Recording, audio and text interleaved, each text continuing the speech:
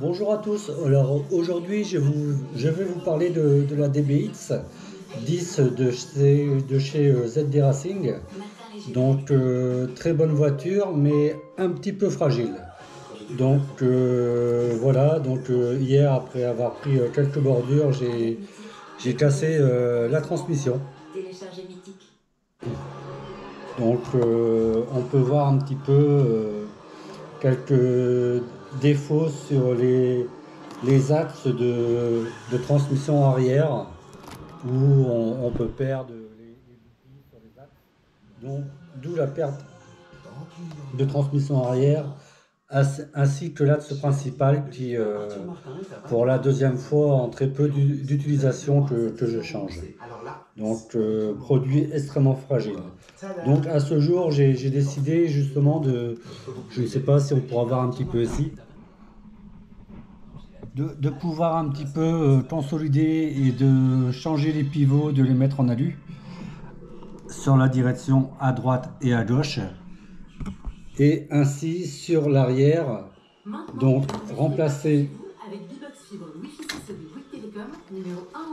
ici la partie transmission où on voit la partie ici. Je ne comprends pas pourquoi ici on a une partie métallique et ici on a une partie en plastique.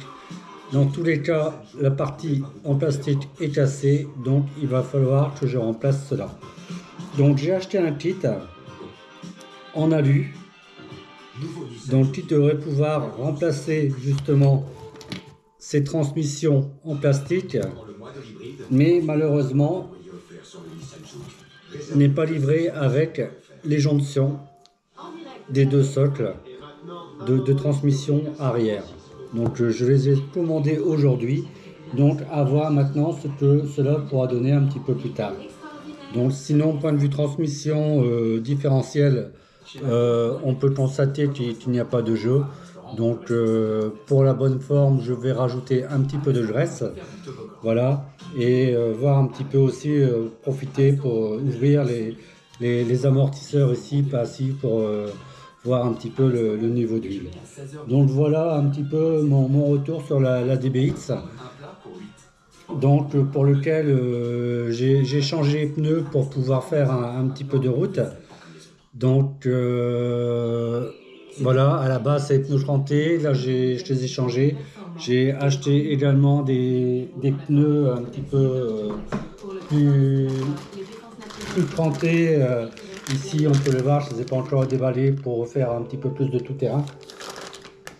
Donc je vous rendrai compte dès l'instant où les réparations seront faites. Je referai une petite vidéo et voir un petit peu ce qui fonctionne correctement ou pas. Donc voilà, c'était un petit peu ma petite présentation sur la DBX. Très bon produit, hein, sinon, mais évitez les bordures, surtout très fragile. Point de vue transmission, tout est en plastique. Donc par contre, il existe des kits en alu. Donc ça rajoute un budget. Mais voilà, si on veut que ça dure dans le temps, je pense qu'on n'a pas trop le choix de partir sur une base en alu plutôt que plastique et de changer dès l'instant où on prend une bordure assez haute, de changer toutes les parties plastiques. Donc voilà, c'était mon petit retour par rapport à cette DBX 10 ZD Racing. Donc pour l'instant, je suis satisfait. Donc il me reste à la tester après sur un circuit à bosse que je n'ai pas encore fait car pour l'instant je n'ai fait que de la route ou de la piste. Donc à voir également.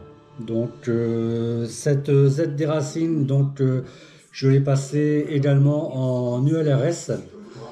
Donc afin de pouvoir la piloter avec la Radio Light 3 Beta HPV.